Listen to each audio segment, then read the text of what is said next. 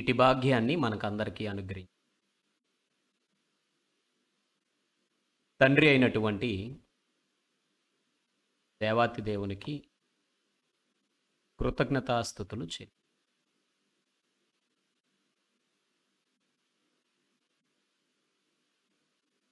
ప్రార్థన ద్వారా మనం ప్రారంభించుకుందాం. మధ్యన ఉన్నటువంటి సేవకులు, మన స్థానిక సంఘముల యొక్క బోధకులు శ్రీ ప్రార్థన చేస్తారు. వారి ప్రార్థన ద్వారా ఈ రోమాపత్రిక బైబిల్ తరగతిని మనం ప్రారంభించుకుందాం.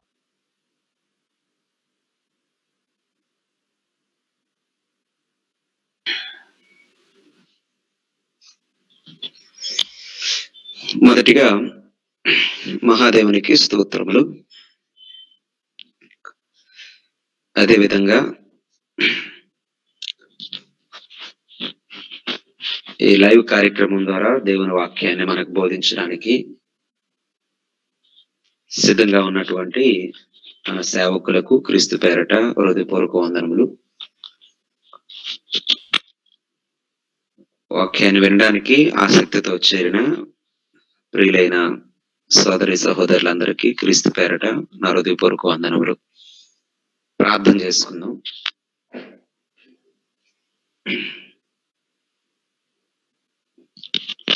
పరమందున తండ్రి, మీ ఘనమైన నామానికి స్తుతులు స్తోత్రములు. మరలా మమ్మల్ని చేర్చి మీ మాటల చేత మమ్మల్ని జ్ఞానవంతులు చేయడానికి, ఆత్మీయులుగా బ్రతకడానికి అవకాశాన్ని వాక్యం ద్వారా అందజేస్తున్న విధానాన్ని బట్టి మీకు కృతజ్ఞతాస్తుతులు చెల్లిస్తున్నాం తండ్రి. రోమీలకు రాయబడినటువంటి పత్రిక ద్వారా మీ దాసులు అనేక విషయాలు మాకు తెలియజేస్తూ ఉన్నారు. వాటిని వింటూ అర్థం చేసుకుంటూ అవలంబించేటువంటి ఆలోచన జ్ఞానం అందరికీ దయచేయండి. అనేకులు ఈ యొక్క అవకాశాన్ని కోల్పోతూ ఉన్నారు. వారు కూడా సద్వినియోగం చేసుకోవాలని మేము ఎంతగానో ఆశపడుతూ ఉన్నాం. మీ చిత్తాన్ని బట్టి నడిపించండి. చెప్తున్న సేవకులకు ధైర్యము, జ్ఞానము, మీ యొక్క ఆత్మ ఆలోచన దయచేయండి. వింటున్న వారందరిలో వినుబుద్ధి గల, ఆసక్తి గల హృదయము కలిగి ఉండి విని నేర్చుకునేటువంటి సాత్వికమైన మనస్సును ఇవ్వండి.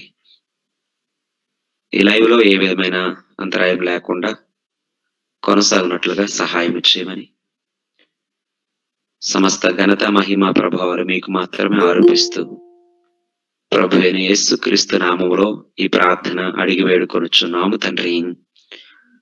ఆమేన్. అందరికీ వందనాలు.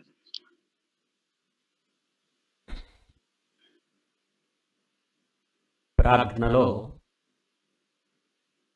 దైవ సహాయాన్ని కోరినటువంటి మన సేవకులకు ప్రభువైన యేసుక్రీస్తు వారి నామములో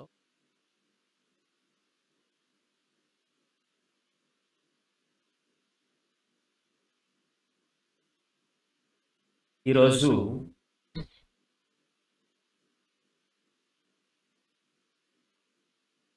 ప్రారంభంలో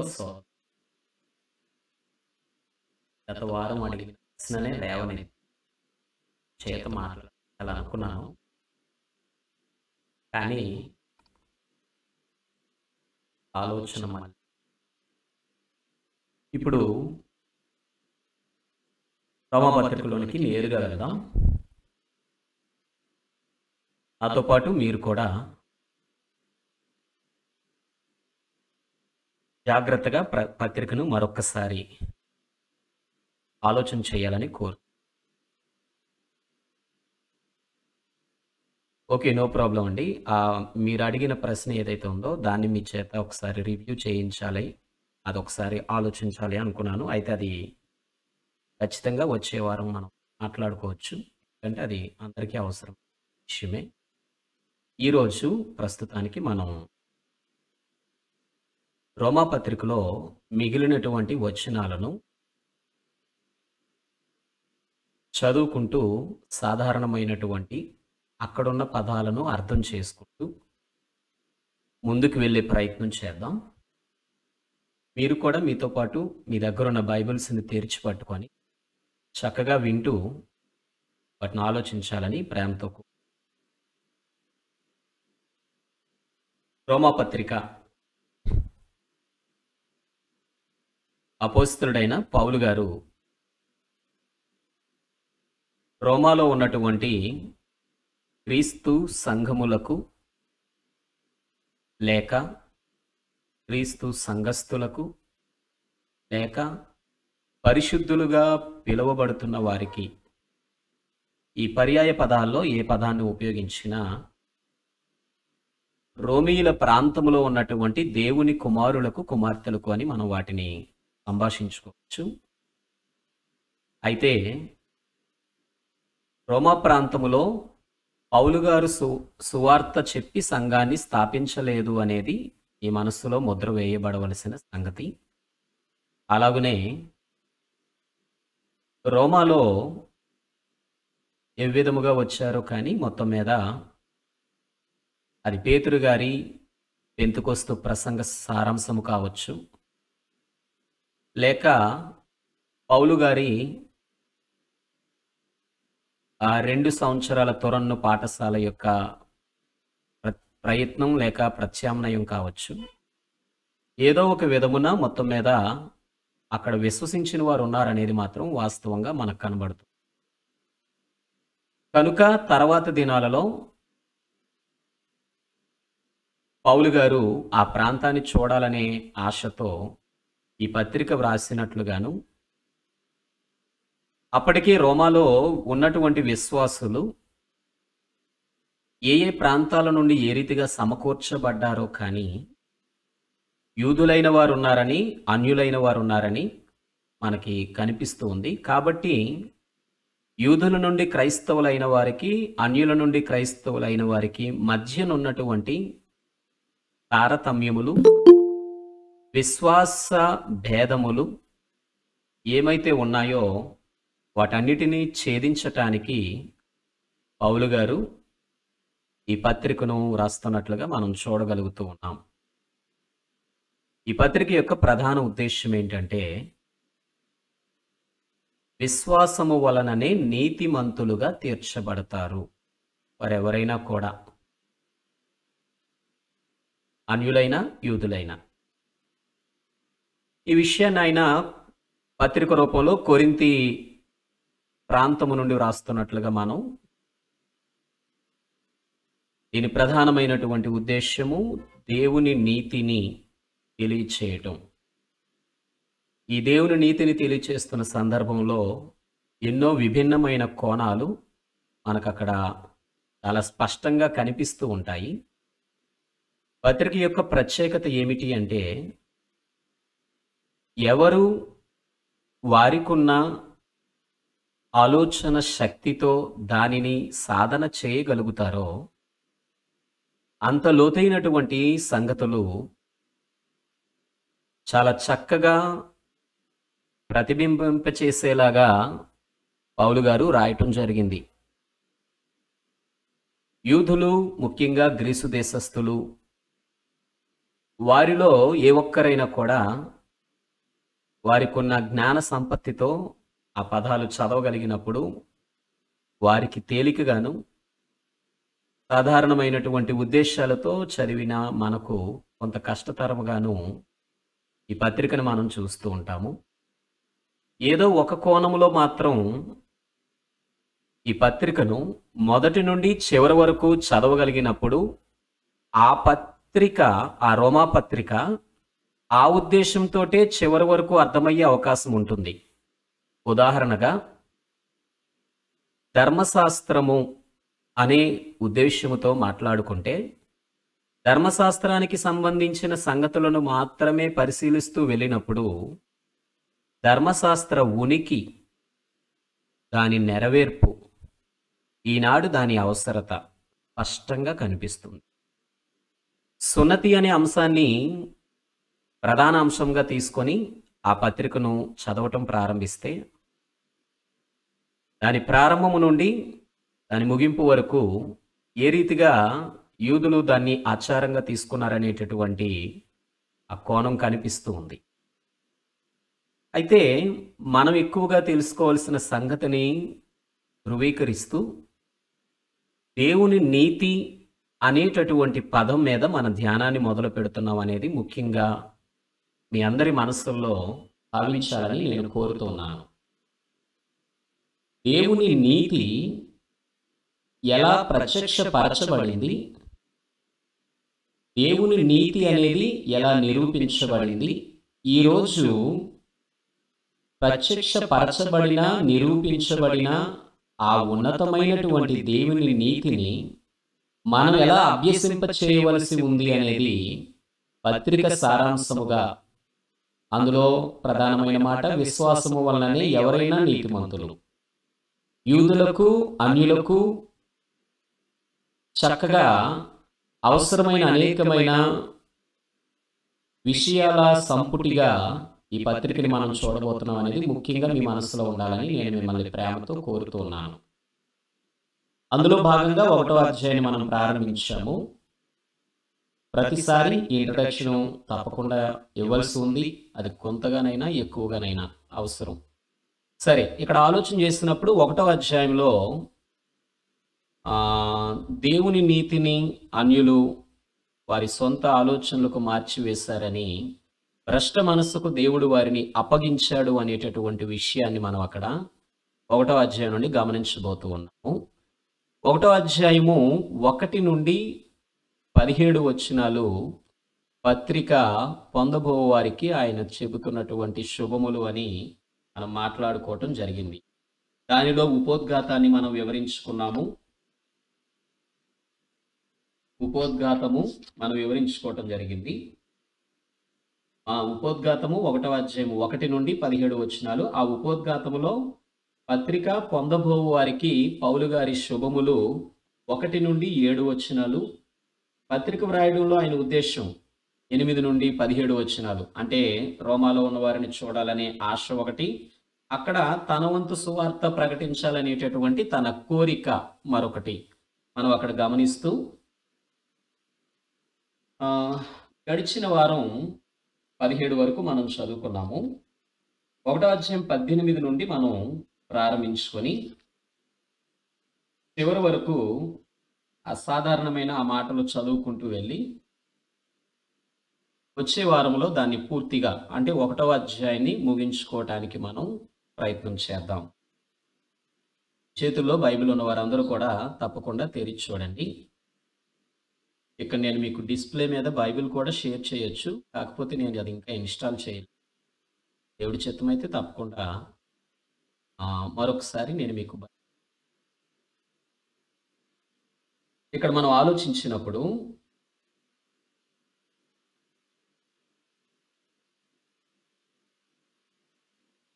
ముఖ్యంగా తెలుసుకోవాల్సిన విషయం, 1వ అధ్యాయము 18 నుండి 32 వచనాల వరకు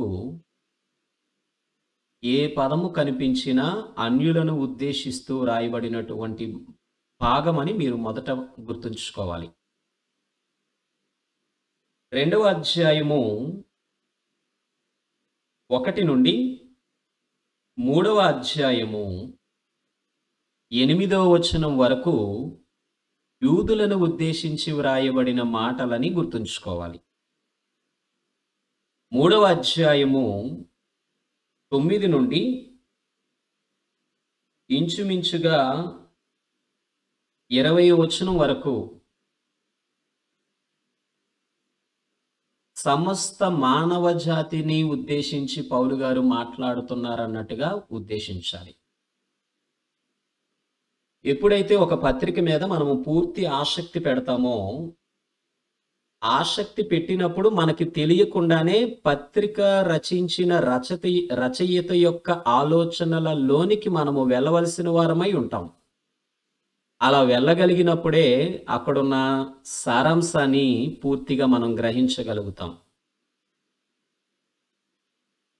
ఎందుకంటే పత్రికలో ఉన్న భాషా శైలి ఏదైనా మనకి ఎవరైనా మనకి దూరపు చుట్టాలు ఎవరైనా ఒక ఉత్తరం రాశారంటే ఆ ఉత్తరం చదువుతున్నప్పుడు అందులో ఉన్న ప్రతి పదం అర్థం కావాలంటే ఆ వ్యక్తి యొక్క సెన్స్, ఆ వ్యక్తి యొక్క మనస్సు లేక ఆలోచన విధానం, తన మాట తీరు అనేది మనకు అర్థమై ఉంటేనే తప్ప, లేకపోతే ఆ రాయబడినటువంటి ఆ ఉత్తరం అపార్థం చేయబడే అవకాశం ఉంటుంది.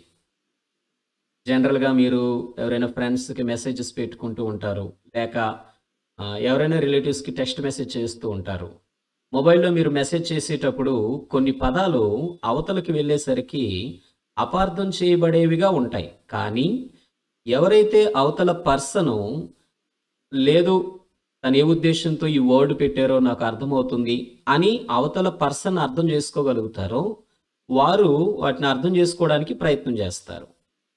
ఇలా మనం దైవ గ్రంథంలో తప్పకుండా వాక్యాన్ని చదివి పరిశీలించేటప్పుడు అటువంటి ఆత్మీయ శక్తి అనేది చాలా అవసరం. దాన్ని పొందుకోవటానికే ఎక్కువగా ప్రార్థన చేస్తూ వాక్యాన్ని చదవడం, ధ్యానించడం అనేది చేస్తూ ఉండాలి. సరే, తేలికగా మనకు అర్థమయ్యేలాగా తేలిగ్గా చదువుకుంటూ వెళ్దాము. రోమాపత్రిక 1వ అధ్యాయం 18వ వచనం నుండి చూస్తే,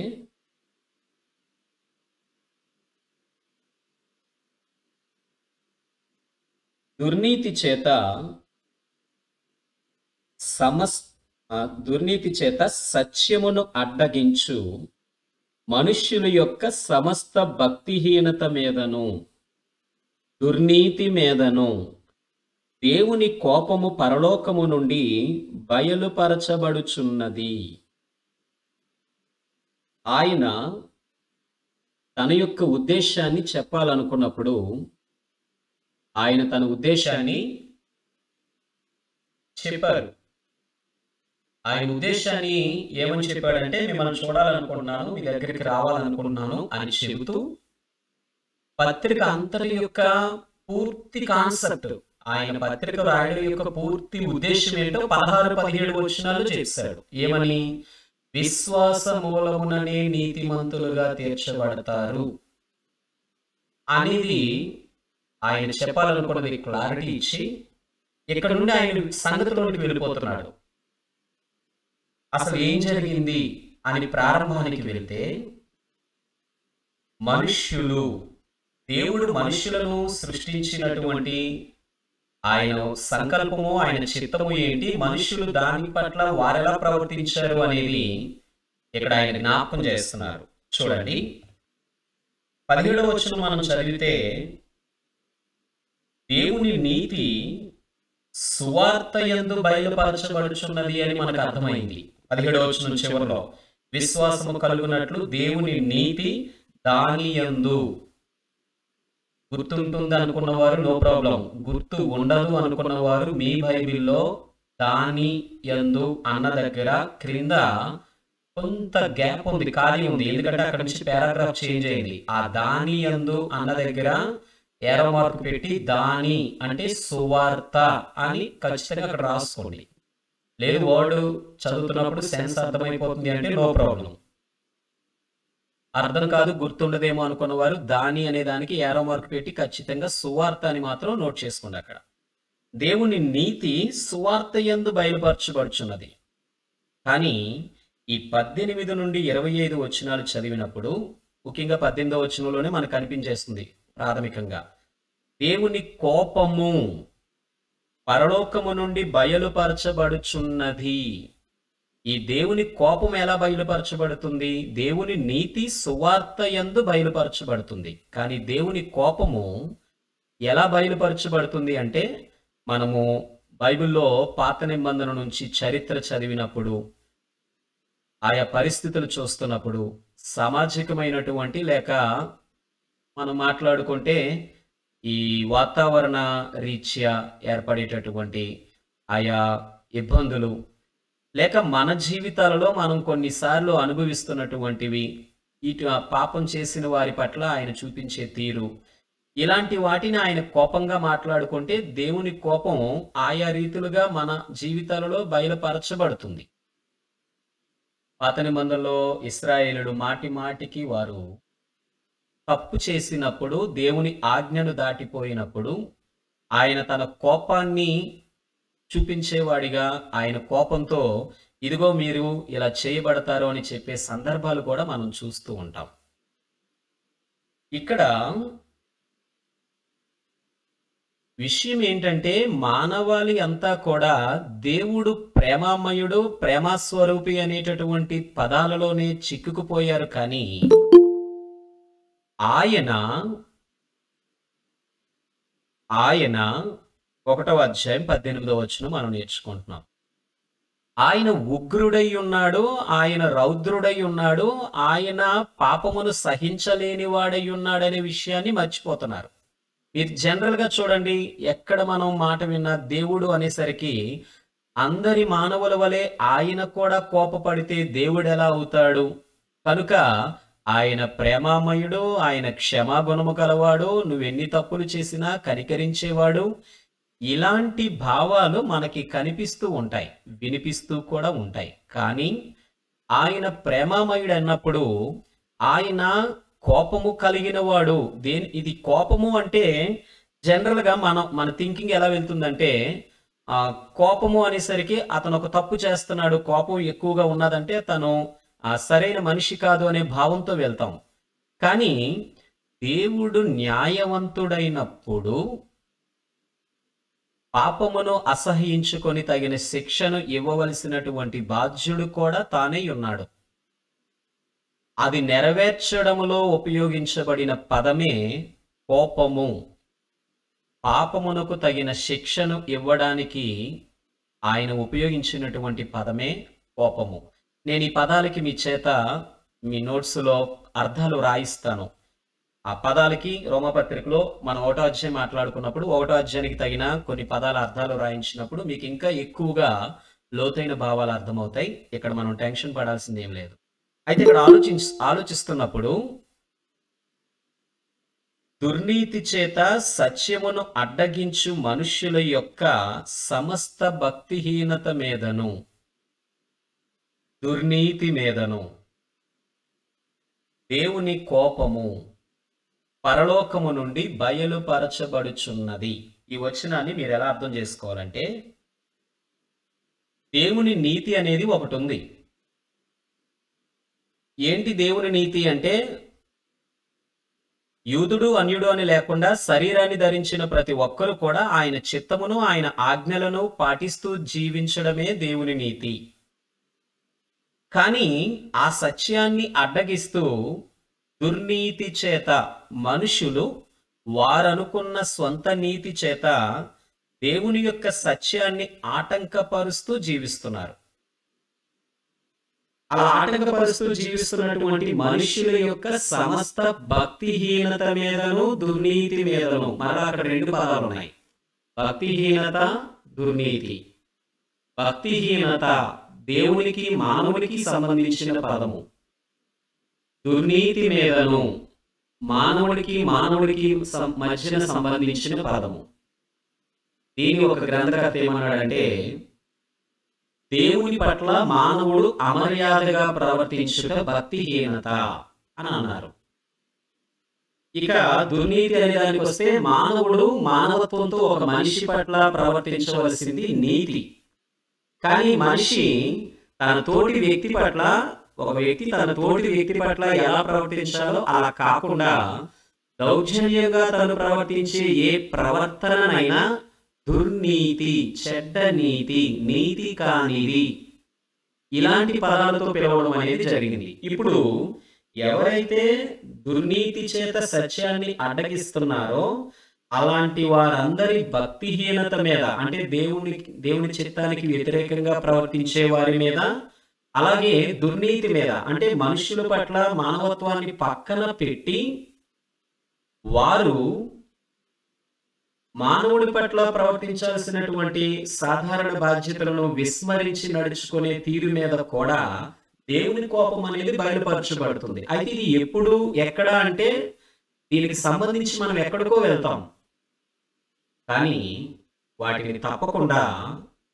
వారున్న స్థితిలోనే, వారున్న పరిస్థితుల్లోనే వాటికి తగిన ఫలితాలు కూడా అనుభవించవలసి ఉంటుంది. అందుకే సాధారణంగా పెద్దల యొక్క మాటలలో సామెతలుగా మనం వింటూ ఉంటాం.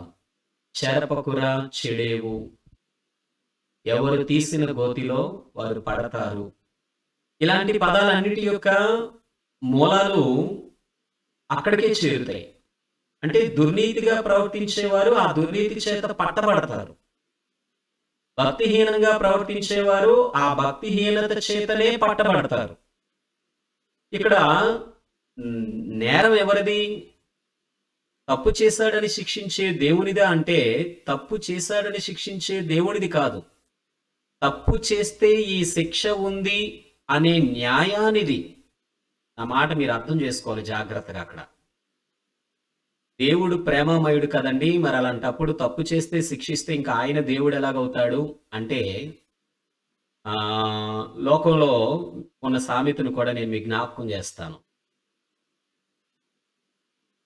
శిష్ట రక్షణ దుష్ట శిక్షణ. దుష్టుని శిక్షించడం అనేది లోక సంబంధంగా ఉపయోగించబడుతున్న పదాన్ని పోలి ఇక్కడ క్రైస్తవ జీవన విధానాలలో ఉపయోగించడానికి కుదరదు. ఎందుకంటే ఇక్కడ శిక్ష అనేది లేక దేవుడు కోపాన్ని చూపించడం అనేది న్యాయసమ్మతమైనది. ఆ శిక్షనివ్వగలిగే అర్హత ఆయనొక్కడికే ఉంది.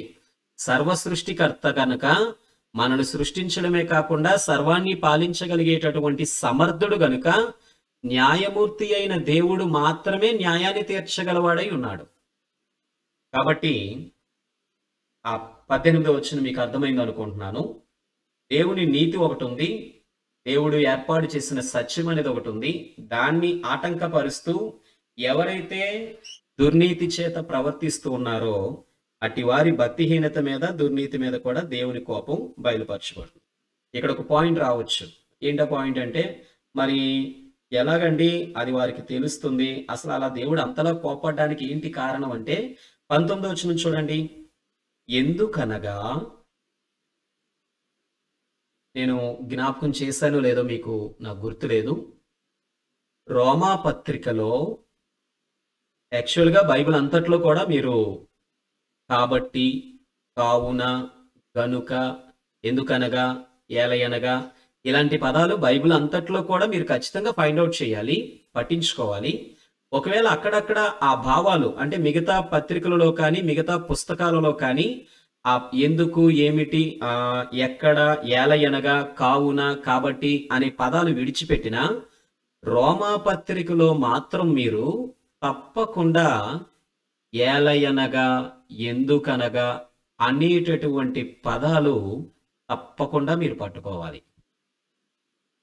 ఇక్కడ 19వ వచనం ఎందుకనగా అని ఆ పదం దేన్ని మెన్షన్ చేస్తుందంటే, దేవుడికి ఎందుకు కోపడాలనుకుంటున్నాడు? దేవుని కోపం ఎందుకు అంతగా పరలోకం నుండి బయలుదేరుతుంది అంటే ఆయన రీజన్ చెప్తున్నాడు. ఎందుకు దేవుని కోపం పరలోకం నుండి బయలుదేరుతుందంటే చూడండి 19వ వచనం. మీరందరూ చూస్తున్నారని నేను నమ్ముతున్నాను. దేవుని గూర్చి తెలియశక్యమైనదేదో, తెలియవలసిన అవసరము కలిగినదేదైతే ఉందో అది వారి మధ్య, మనుష్యుల మధ్య విశదమై ఉన్నది, బయలుపరచబడి ఉన్నది, తెలియచేయబడి ఉన్నది. దేవుడు అది వారికి విశదపరచెను. నేరుగా దేవుడే ఆ సంగతిని వారికి తెలియపరిచారు. ఏదైతే దేవుడి గురించి తెలియాలో, తెలియవలసిన అవసరం ఉందో అది తెలియచేసింది ఆయనే నేరుగా.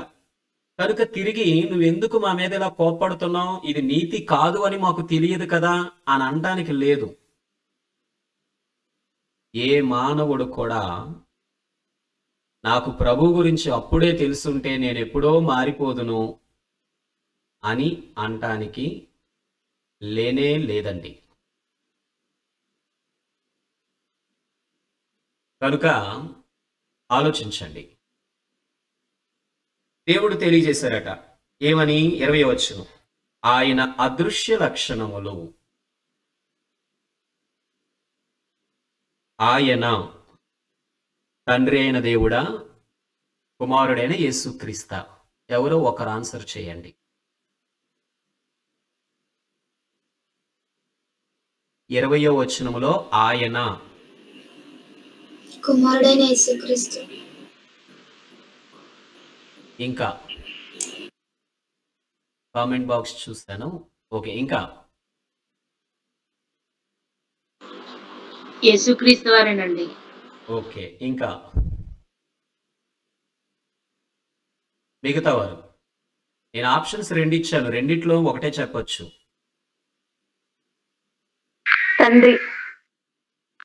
ఇంకా కామెంట్ బాక్స్ లో పెట్టారు, చూశాను. ఇంకా ఓకే, తెలీదు అంటే తెలీదు అని చెప్పొచ్చు, నో ప్రాబ్లం. సరే, తండ్రి. వినండి. ఇక్కడ సమస్య అదే ఏంటంటే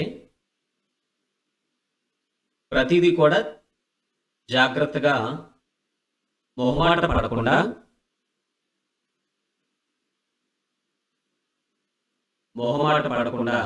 ఆలోచించుకోవడం. ఇక్కడ మనం అర్థం చేసుకుంటే ఈ పత్రికలో ఇక్కడ మాట్లాడుతున్న విషయాలు తండ్రి అయిన దేవుని గురించి తెలియచేయబడుతున్నవి. 19వ వచనం. ఒకవేళ 19వ వచనానికి వెళ్లకుండా ఇంకా ముందుకు వెళ్ళినట్లయితే మనం మొదటి నుండి చదువుకొని వస్తున్నటువంటి విషయాల్లో దేవుని దగ్గర నుండి తాను పొందుకున్న నీతి కొరకు మాట్లాడుతూ పౌలు గారు కిందకు వస్తున్నారు. 18వ వచనంలో దేవుని కోపము, 19వ వచనంలో దేవుని గూర్చి తెలియ సఖ్యమైనదేదో, ఇవన్నీ కూడా క్రొత్త నిబంధన వ్రాయబడక మునుపు ధర్మశాస్త్రంలో ఉన్నటువంటి సంగతులను ఉద్దేశిస్తూ చెప్పబడిన పదాలు కనుక ఏమాత్రం సందేహం లేకుండా ఇక్కడ వ్రాయబడింది తండ్రి కొరకే, తండ్రి కొరకు మాత్రమే. అది మీరు జ్ఞాపకం ఉంచుకోండి. ఓకే, 20వ వచనం. ఆయన తండ్రి అయిన దేవుని అదృశ్య లక్షణములు. మీకు డౌట్ వచ్చే పదాల దగ్గర ఏం ప్రాబ్లం లేకుండా యారో మార్క్ పెట్టుకోవడం, లేకపోతే అక్కడ చిన్న అంకి నెంబర్ వేసి కింద మీకు బైబిల్లో ఖాళీ ఉంటుంది కదా, అక్కడ ఏ అంకి అయితే వేస్తారో కింద అదే అంకి వేసి ఆ ఉద్దేశం రాసుకోండి, సరిపోతుంది. తండ్రి అయిన దేవుని అదృశ్య లక్షణములు అనగా ఆయన నిత్య శక్తియు దేవత్వమును జగదుత్పత్తి మొదలుకొని సృష్టింపబడిన వస్తువులను ఆలోచించుట వలన తేటపడుచున్నవి. ఎలా మాకు ఆయన గురించి, ఆయన నీతి గురించి తెలుస్తుంది? మేము ఎలా అసలు ఆయన కోపాన్ని పొందడానికి సరిపోతాం? ఎందుకు మా మీద ఆయన కోప్పడాలి? ఆయన కోప్పడాలంటే మా మీద ఒక రీజన్ ఉండాలి కదా. ఇప్పుడు మాకు ఆయన గురించి పూర్తిగా తెలియదు, అలాంటప్పుడు ఆయన మేము కోప్పడుతున్నాను నీ మీద ఎలా అనగలిగిస్తారు అని ఎవరు తిరిగి ఆయన అనడానికి అవకాశం లేదట. ఎందుకు లేదు? దానికి సమాధానమే 19వ వచనం. ఎందుకు లేదంటే నేను ఏదైతే నా గురించి తెలియాలో అన్నీ తెలిసేలా నేనే చేశాను. ఎందుకు ఏం చేసావు అని అడిగితే అక్కడ ఆన్సర్ ఏంటి? జగదుత్పత్తి మొదలుకొని సృష్టింపబడిన వస్తువులను ఆలోచించుట వలన. నీవు పీలుస్తున్న గాలి నడుగు, నీవు చూస్తున్న సమస్త పశు పక్షాదుల నడుగు, నీవు అనుభవిస్తున్నటువంటి సృష్టిలో ఉన్న ప్రతి వస్తువు నడుగు, నీవు చూస్తున్నటువంటి జలచరాలు కావచ్చు, లేక ఈ చెట్లు, భూమి, ఇవన్నీ కావచ్చు. ఏ నరుడైనా వాటిని అడిగితే వాటి కొరకు ఆలోచిస్తే వాటిని కొరకు ఆలోచించటం వలన ఆయనున్నాడనే సంగతి బయటపడుతుంది. మొక్కకి నీరేస్తున్నాను, అది పువ్విస్తుంది, కోసుకుంటున్నాను, మొక్కకి నీరేస్తున్నాను, అది పండిస్తుంది, తింటున్నాననే మానవుడు ఆలోచిస్తున్నాడు. కానీ నేను మొక్కకి నీరిస్తే అది ఎదగడానికి కావలసిన శక్తి ఎవరిస్తున్నారు? ఈ జ్ఞానం కలిగిన వాడు క్రైస్తవుడు. ఆ జ్ఞానం లేకపోయిన వాడే దుర్నీతి చేత సత్యాన్ని అడ్డగించేవాడు. ఆ ఆ పదంలో ఇంక వేరే భావాలు వెతకండి. వేరే భావాలు వెతకాలి అనే ఆశ ఉంటే వాటిని నోట్స్‌లో వెళ్ళినప్పుడు కానీ, లేక మరింత లోతుగా మీకు కావాల్సినప్పుడు గానీ తప్పకుండా మాట్లాడుకుందాం. ముందుగా అధ్యాయాలు తేలిగ్గా అర్థం చేసుకోవడం అలవాటు చేసుకుంటే అప్పుడు మరి కొంచెం లోతుకి వెళ్ళొచ్చు. ఇక్కడ జగదుత్పత్తి మొదలుకొని, సృష్టి చేయబడింది మొదలుకొని, సృష్టింపబడిన వస్తువులను ఆలోచించుట వలన తేటపడుచున్నవి గనుక వారు నిరుత్తరులై నిరుత్తరులు, తిరిగి ఉత్తరమివ్వడానికి అవకాశము లేని వారై ఉన్నారు. నేను కోప్పడుతున్నానంటే నువ్వు కోప్పడ్డానికి రైట్ ఎక్కడుంది అని అడిగే అర్హత లేని వారై ఉన్నారు. ఆ పదానికి అర్థం నిరుత్తరులు, తిరిగి ఉత్తరం ఇచ్చి తిరిగి మాట్లాడే అవకాశము లేనివారు. ఒకప్పుడు ఆ స్థితిలో నుండి వచ్చిన వారము. కానీ ఈ స్థితిలో ఉన్న మనము ఆయన అదృశ్య లక్షణములను గ్రహించవలసిన వారమై ఉన్నాం. నిత్య శక్తియు దేవత్వమును. వారు మాట్లాడడానికి చాయిస్ లేదని చెప్పి కట్ చేస్తూ పౌలు గారు మరలా ఏమంటున్నారంటే క్రిందని 21 చూడండి. మరియు వారు అంటే ఎవరు? కరెక్ట్ వర్డ్ మెన్షన్ చేయండి. వారు అంటే ఎవరు? సత్యం అడ్డగించే మనుషులు.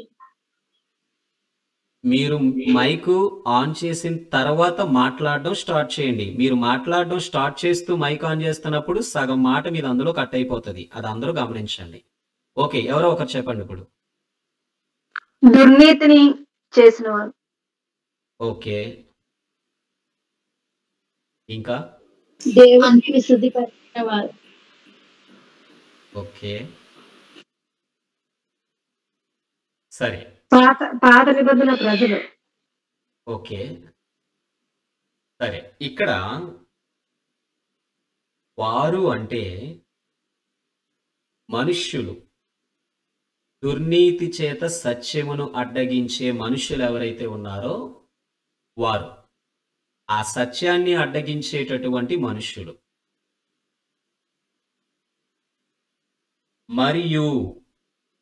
మరియు అనే పదం ఏం చేస్తుంది? పైనున్న విషయానికి ముడిపెడుతుంది. ముడిపెడుతూ వారు చేస్తున్న దుర్నీతి ఏంటో, సత్యాన్ని అడ్డగిస్తున్నటువంటి వారి ప్రవర్తన ఏంటో సెకండ్ పాయింట్ చెప్తుంది. చూసారా, రోమాపత్రిక అంతా కూడా మెయిన్ కాన్సెప్ట్ మధ్యనున్న ఆ పదాలను విడిచిపెట్టకుండా చదవటమే. ఇంగ్లీష్లో కంజంక్షన్స్ అంటారు అనుకుంటున్నాను నేను. ఖచ్చితంగా వాటిని విడిచిపెట్టకూడదు. మరియు వారు, ఆ ఎవరైతే సత్యాన్ని అడ్డగిస్తున్నారో వారి ప్రవర్తన చేత వారు. 21వ వచనం. దేవునిని ఎరిగియు ఆయనను దేవునిగా మహిమపరచలేదు, కృతజ్ఞతాస్తుతులు చెల్లింపను లేదు, కానీ తమ వాదముల యందు వ్యర్థులైరి. ఇక్కడ 21వ వచనం దగ్గర ప్రారంభించిన పౌలు గారు ఇంచుమించుగా వారు చేసిన 7 తప్పిదాలు 21, 22, 23 వచనాల్లో మాట్లాడుతున్నారు. ఇంచుమించుగా 7 వాళ్ళు చేస్తున్న తప్పులు ఇతను మాట్లాడడం జరుగుతుంది. జస్ట్ ఓన్లీ ఒక్క నిమిషం. సాత్విక్,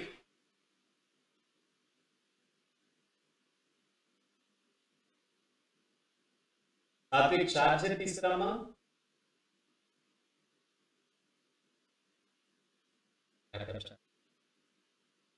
ఓకే, ఇక్కడ మనం ఆలోచన చేసినప్పుడు మీకు విషయం పూర్తిగా అర్థమైంది.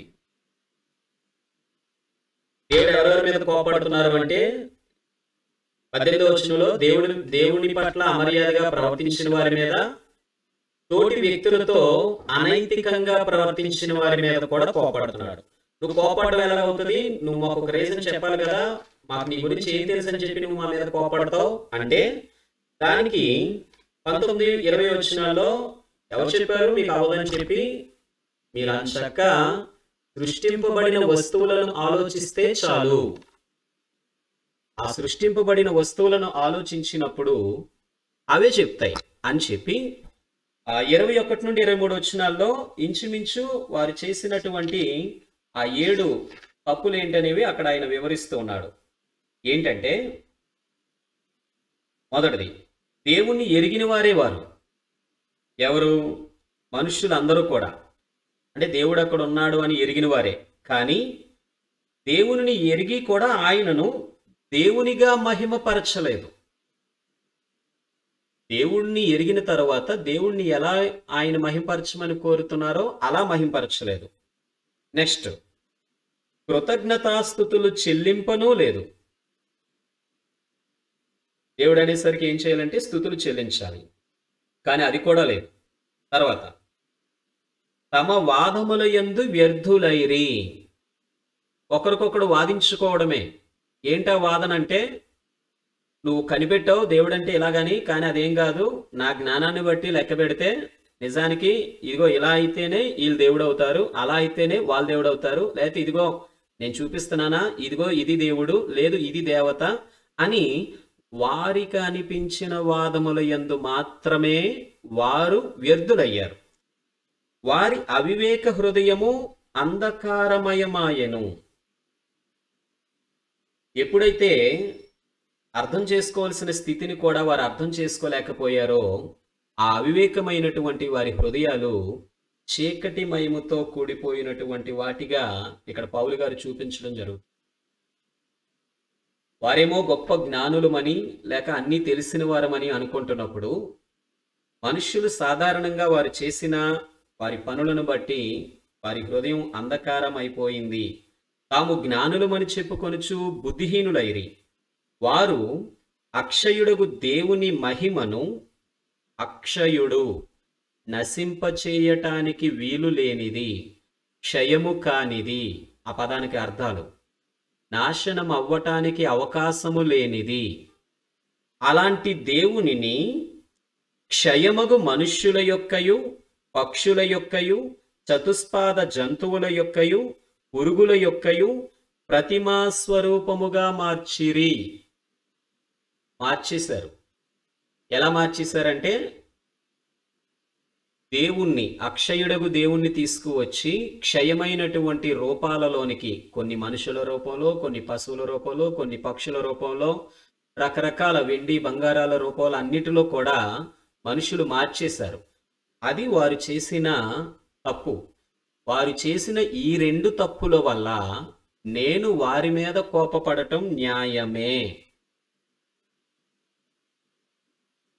10 నిమిషాలు ఉంది, కానీ ఈ 10 నిమిషాల్లో ఆలోచించాల్సిన ఒక గట్టి విషయాన్ని నేను మీకు జ్ఞాపకం చేయాలనుకుంటున్నాను.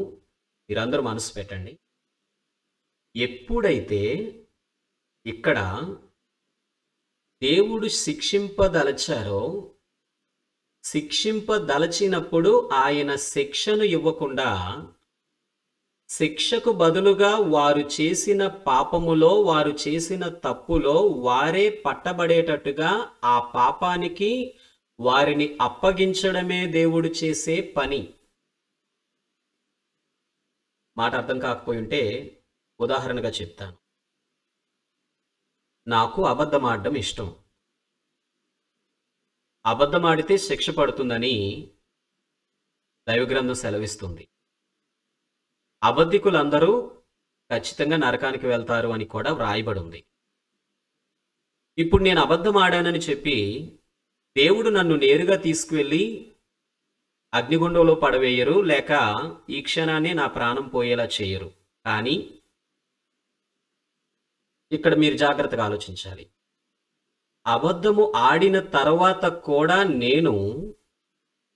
నేను అబద్ధమాడుతున్నాననే పశ్చాత్తాపంతో కూడిన హృదయానికి రాకపోతే, నేను ఆడుతున్నటువంటి అబద్ధమే తప్పు కాదు అనిపించే స్థితికి దేవుడు నన్ను విడిచిపెడతాడు. మరలా చెప్తున్నాను, అబద్ధం ఆడేటప్పుడు అనేక రకాలైన వంకలు నేను వెతుక్కొని, నేను ఆడే అబద్ధానికి ఒక కారణం ఉంది. నేను ఆడే అబద్ధం ఏమీ కూడా ఒకరిని నాశనం చేయటానికి కాదు, లేక ఒకరిని పాడు చేయటానికి కాదు. కాబట్టి నేను ఆడే అబద్ధం కూడా దేవునికి నచ్చుతుంది అనే భ్రమ చేత నన్ను నేనే మోసపుచ్చుకుంటాను. ఇలా మోసపుచ్చుకుంటూ అబద్ధములోనే జీవించడానికి ఇష్టపడేలాగా అబద్ధమనే ఆత్మకు ఆయన నన్ను తీసుకువెళ్ళి అప్పగిస్తాడు. ఆ అబద్ధమనే ఆత్మకు ఆయన నన్ను తీసుకువెళ్ళి అప్పగించినప్పుడు రెండవ రాకడలో తీర్పు దినాన్న నేను ఆ అబద్ధమాడే ఆత్మకు అప్పగించబడ్డం వల్ల అప్పటి వరకు ఏదైతే అబద్ధంలో చిక్కుకుపోయానో దానికి తగిన ప్రతిఫలాన్ని అక్కడ పొందుతాను. ఆయన చేస్తానన్న పని, ఆయన విధిస్తున్న శిక్ష ఇదే. ఆ శిక్షనే క్రింద మాట్లాడుతూ ఆయన అంటున్నాడు, నేనే వారిని భ్రష్ట మనస్సుకు అప్పగిస్తాను, అపవిత్రతకు అప్పగిస్తాను, తుచ్చమైన అభిలాషలకు అప్పగిస్తాను. ఈ విషయాలు మీకు అర్థం కావాలని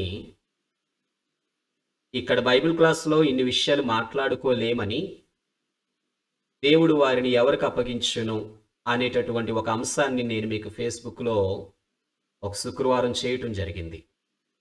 దేవుడు వారిని అప్పగించెను, ఎవరెవరికి, ఎవరిని, ఎందుకు, ఆ విషయాలు ఇక్కడ మీరు ముడిపెట్టుకోవాల్సి ఉంటుంది. అవన్నీ ఆత్మ సంబంధమైన విషయాలు. ఇక్కడ మనం డాక్ట్రినల్ గా మాట్లాడుకుంటున్నాం బైబిల్ క్లాస్ రూపంలో.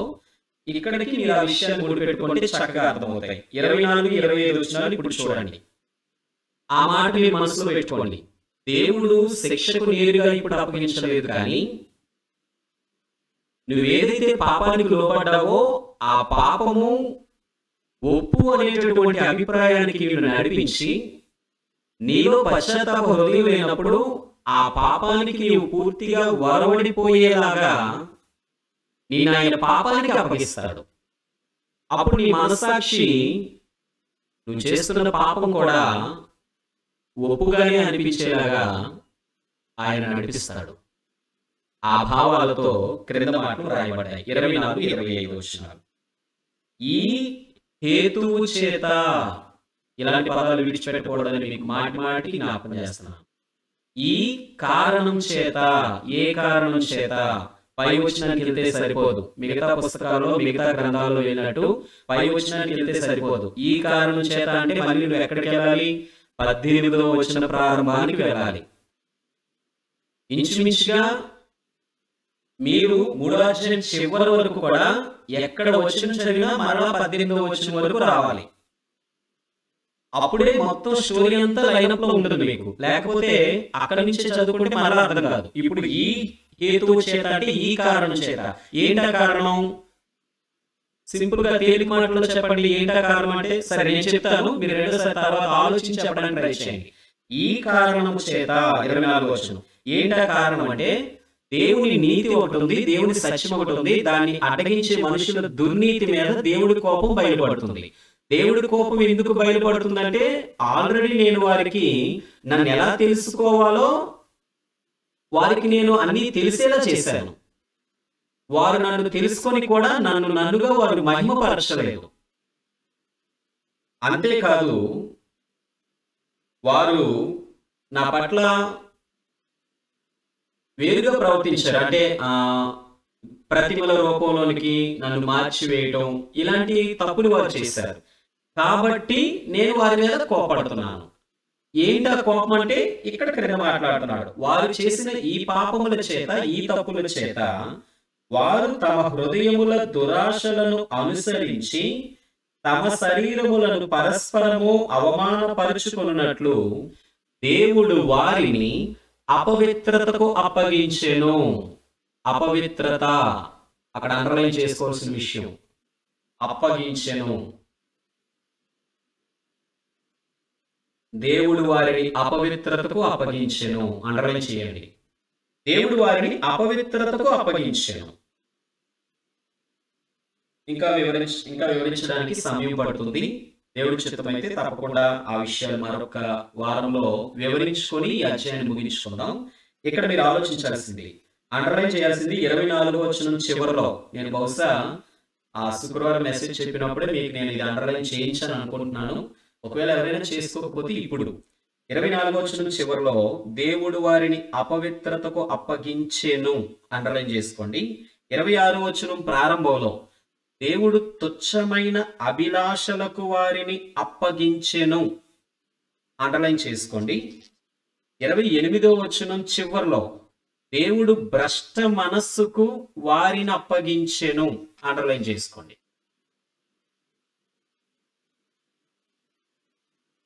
సింపుల్గా బ్రదర్ ఏంటండి మనం ఇంతలాగా ఆలోచిస్తున్నాం కదా, అసలు ఆ బొమ్మను చూస్తే దేవుడని ఏమాత్రం అనిపించకపోయినా ఎలా బ్రదరు అసలు ఆ బొమ్మకు వారు ఎలా పూజలు చేయగలుగుతున్నారు అని అడిగితే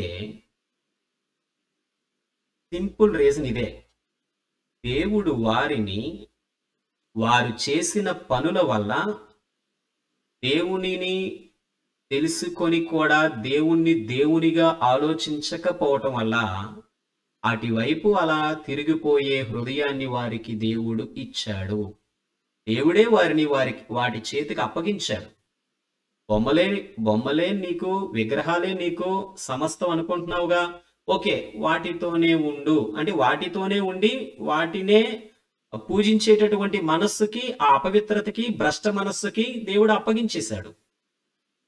ఎలాగండి వాటిని చూస్తూ వాటితోనే ఉంటూ మళ్ళీ అబద్ధాలు ఆడతారు, లేకపోతే రకరకాల అపవిత్ర కార్యక్రమాలు చేస్తారు. మరి అప్పుడు దేవునితో ఉన్నట్టుగా వారికి భయం వేయదా అంటే అలాంటి భయం లేని తత్వాన్ని దేవుడు వారికి ఇచ్చేశాడు. కారణం ఏంటి అంటే వారి మనస్సు కనీసం కూడా దేవుడంటే ఎవరు, అసలు ఎందుకు నేను నిజ దేవుణ్ణి తెలుసుకోలేకపోతున్నాను అని ఆలోచన చేయకపోవటం వల్ల ఎవరైతే అది ఆలోచిస్తారో వారు క్రీస్తు అనే వెలుగు వారి మీద ప్రసరింపబడి వారు క్రైస్తవునిగా మార్పు చెందడానికి ప్రయత్నిస్తారు. అట్టి ఆలోచన ఏమాత్రము ఎప్పటికీ చెయ్యరో అట్టి వారు దేవుడు వారిని అప్పగించినటువంటి ఆ స్థితులలోనే వారు ఉండిపోతారు. 25వ వచనం చదివి నేను ముగిస్తున్నాను. అట్టి వారు దేవుని సత్యమును అసత్యమునకు మార్చి, 18వ వచన ప్రారంభం 25వ వచనంలో ఎండింగ్ అవుతూ ఉంది. సృష్టికర్తకు ప్రతిగా సృష్టమును పూజించి సేవించిరి, యుగముల వరకు ఆయన స్తోత్రార్హుడై ఉన్నాడు. ఆమేన్. యుగ యుగాలకు కూడా స్తోత్రము పొందదగినవాడు ఆయన ఒక్కడే. కానీ వీళ్ళు ఆయనను తీసుకువెళ్ళి ప్రతిమా స్వరూపముగా మార్చివేశారు. అందుకే నానా విధమైన అపవిత్రతకు వారు అప్పగించబడ్డారు. ఇది అన్యుల కొరకు, అన్యులు అంటే ఇప్పుడున్నటువంటి దినాలలో వారి కొరకు కాదు. ప్రారంభ దినాలలో ఎలా దేవుణ్ణి అర్థం చేసుకోకుండా ప్రారంభ దినాలలో ఉన్నటువంటి మానవాళి పతన స్థాయికి చేరిందో వివరించబడుతూ వ్రాయబడిన పదాలు. ఇప్పటి కాలములో ఉన్నటువంటి అన్యులు లేక యూదులు లేక అని కాకుండా ఆ ప్రారంభ దినాలలో మనుషులు అసలు ఎలాగ దేవుణ్ణి విడిచిపెట్టారు అనేటటువంటి స్థితి కొరకు నోవాహు కాలంలో, నోవాహు తర్వాత నిమ్రోదు, ఆ నోవాహు కాలంలో మనం నిమ్రోద్ అనే పేరు వింటూ ఉంటాం. ఇంచుమించుగా అక్కడే ఇలాంటి విధానాలు ప్రారంభమైనట్టుగా కూడా మనం చరిత్రలో చూస్తూ ఉంటాం. అక్కడ నుండి ప్రారంభమయ్యి ఆ తర్వాత విస్తరించి ప్రతిమా స్వరూపాలను ఎక్కువ శాతం వారు ఆశ్రయించినట్లుగా మనుషులు మనం చూస్తూ ఉంటాం. ఆ సమస్త స్థితిగతులన్నిటినీ ఉద్దేశిస్తూ పౌలు గారు మాట్లాడిన మాటలు, దేవుని నీతిని దుర్నీతితో వారు మార్చివేశారు, దేవుని సత్యాన్ని అసత్యానికి మార్చివేశారు అని ఆయన వివరిస్తూ ఉన్నారు. దేవుని చిత్తమైతే 26వ వచనం నుండి నేను తప్పకుండా మరొక వారాన్ని వివరించడానికి ప్రయత్నిస్తాను. మన సమయం అయింది కనుక మనం ముగించుకుందాం. అయితే వివరించిన వాటిలో ఏదైనా ఒకవేళ మీకు అర్థం కానట్లయితే తప్పకుండా నన్ను అడగొచ్చు ముగింపు ప్రార్థన చేసిన తరువాత. ప్రార్థన చేసుకుందాం. అందరూ కూడా ప్రార్థనలో ఏకీభవించండి.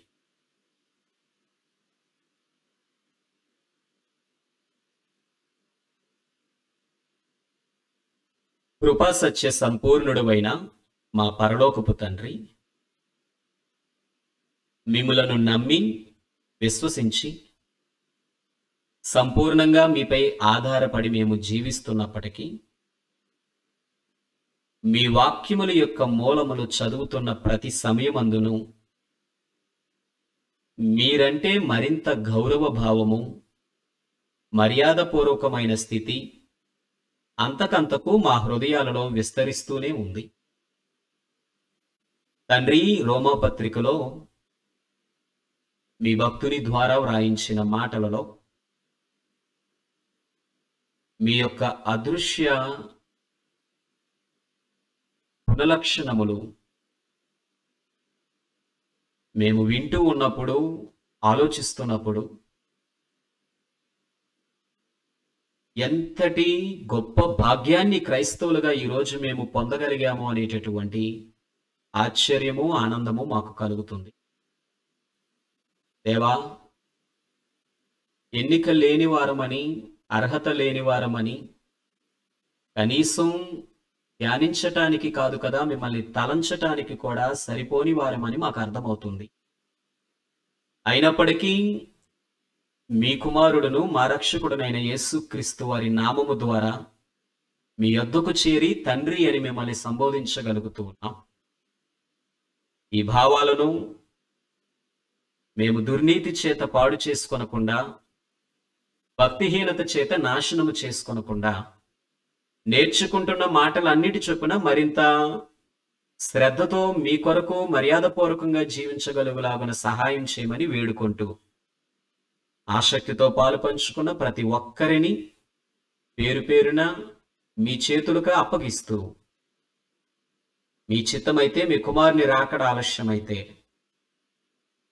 దేవా 1వ అధ్యాయం నుండి పరిపూర్ణంగా మేము ఏ విషయాలైతే తెలుసుకోవాలని ఈ సమయాన్ని మీరు మాకు ఏర్పాటు చేసి ఉన్నారో అటు మీ ఉద్దేశములు నెరవేరినట్లుగా మమ్మల్ని మీ వశము ఉంచుకోనమని ప్రతిమలాడుతూ క్రీస్తు ప్రభువారి నామములో ఈ ప్రార్థన మేము అడిగి వేడుకొనిచూ ఉన్నాం తండ్రి. ఆమేన్. ఆమేన్. ఆమేన్. ఆమేన్. అందరికీ వందనాలండి. సేవకులందరికీ వందనాలు. ఓకే, అందరికీ వందనములు. ఇప్పుడు అందరికీ విన్న దాంట్లో ఏమైనా అర్థం కానిది ఉంటే, ప్రశ్నలు ఉంటే అడగవచ్చు.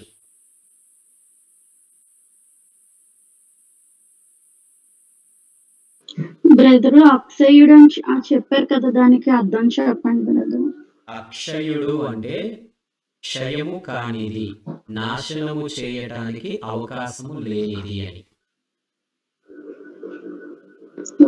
నాశనము చేయటానికి అవకాశము లేనిది.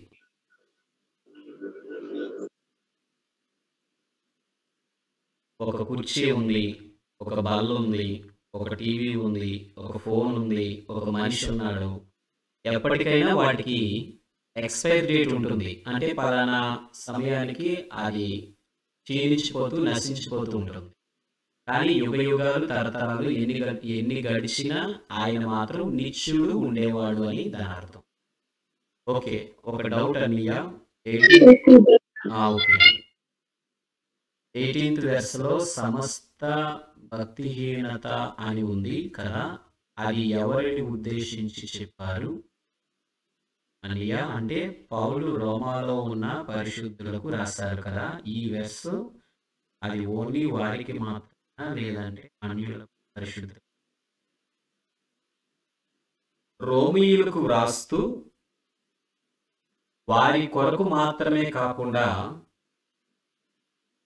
సంపూర్ణంగా మొత్తం మానవాళి అంతటికి సంబంధించిన మూలాన్ని మాట్లాడుతున్నారు అక్కడ ప్రారంభంలో.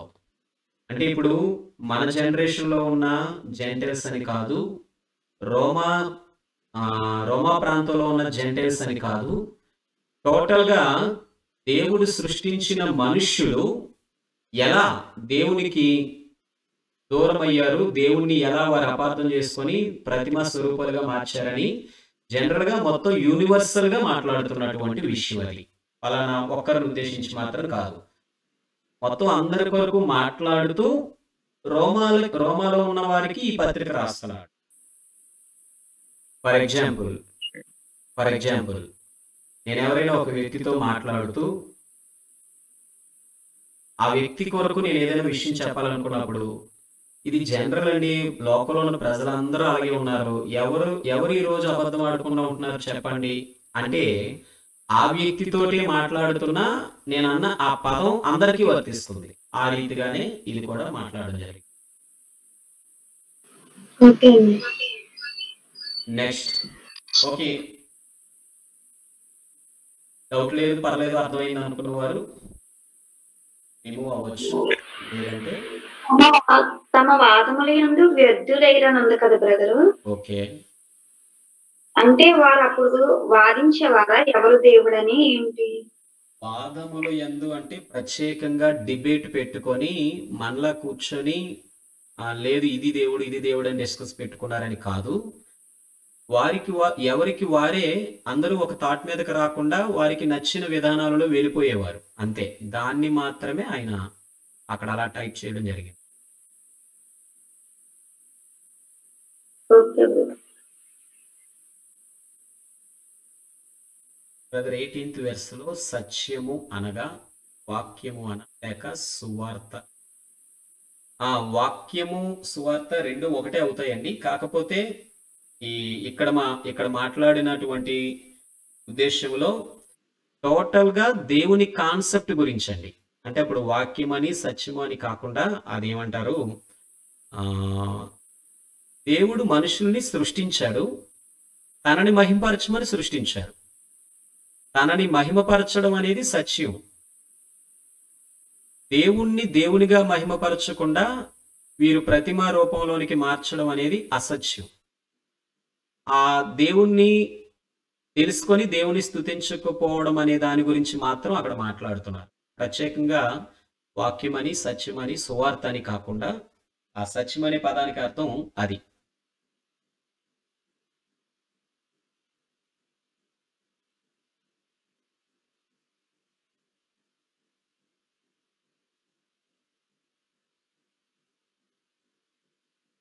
ఓకే అండి. తర్వాత లెసన్ చెప్పడానికి మీకు ఎక్కువ సమయం ఉండాలని ఎగ్జాక్ట్గా నేను 9కి క్లోజ్ చేసి 9 తర్వాత మిమ్మల్ని ప్రశ్నలు ఏమైనా ఉంటే అడగమంటున్నాను. ఒకవేళ ఈ ప్రశ్నలు అడగటానికి సమయం ఎక్కువ అవుతుంది అనుకుంటే 8:45కి నేను ముగించి ఆ పావుగంట సమయాన్ని నేను మీకు ఆ పావుగంటలోనే ఇస్తాను. మీ అందరి అభిప్రాయం మేరకు అది మీరు కూడా ఆలోచించుకొని చెప్పొచ్చు, నో ప్రాబ్లం. లేదు 9కి కరెక్ట్గా వాక్యం ముగించుకుంటే ఆ 10 నిమిషాల్లో ఏమైనా ప్రశ్నలు ఉంటే అడగడానికి, ప్రశ్నలు లేకపోతే క్లోజ్ చేసుకోవడానికి బాగుంటుందంటే ఓకే. ఏదైనా నాకు ఓకే, మీ అభిప్రాయం.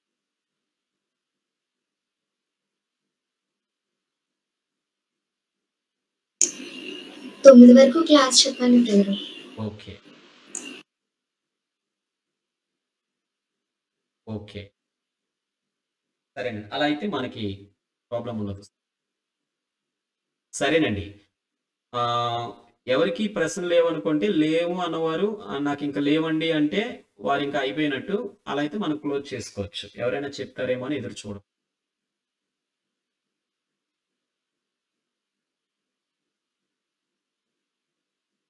నాకు వారు అన్న దగ్గరే డౌట్ వచ్చింది. అదే మనిషి అంటే చెప్పండి. అంటే అక్కడ అన్యులు గురించా లేకపోతే యూదుల గురించా అన్నదే డౌట్. 20వ వచనంలో వారు అండి. అదే ఇందాక నేను వారు అనేది అన్యుల కోసం అని చెప్పాను కదా, మీరేమో మనుషులు అంటే అంటే ఇద్దరి కోసం కలిపి చెప్పిందా అది, లేకపోతే ఇక్కడ వారు అంటే అన్యులు యూదులు అని కాకుండా 18వ వచనం నుండి టాపిక్ మాట్లాడుకుంటూ వస్తున్నారు కదా. అది ఇందాక సత్యము చెప్పినట్టు కొంచెం అర్థమైంది. సత్యమును అడ్డగించు మనుష్యులు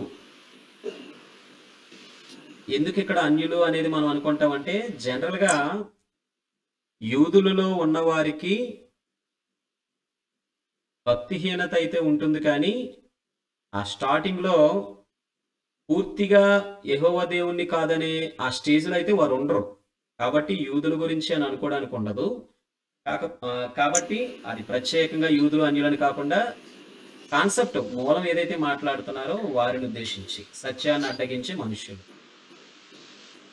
okay thank you. Thank you doctor. Okay okay సరేనండి.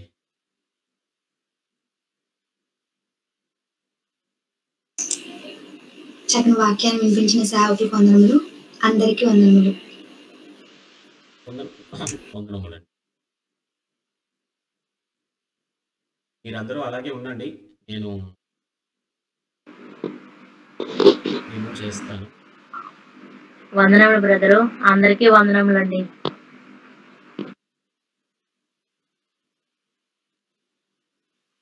సేవకులు ఇరువురికి వందనములు, లైవ్ లో ఉన్న వారందరికీ వందనములు.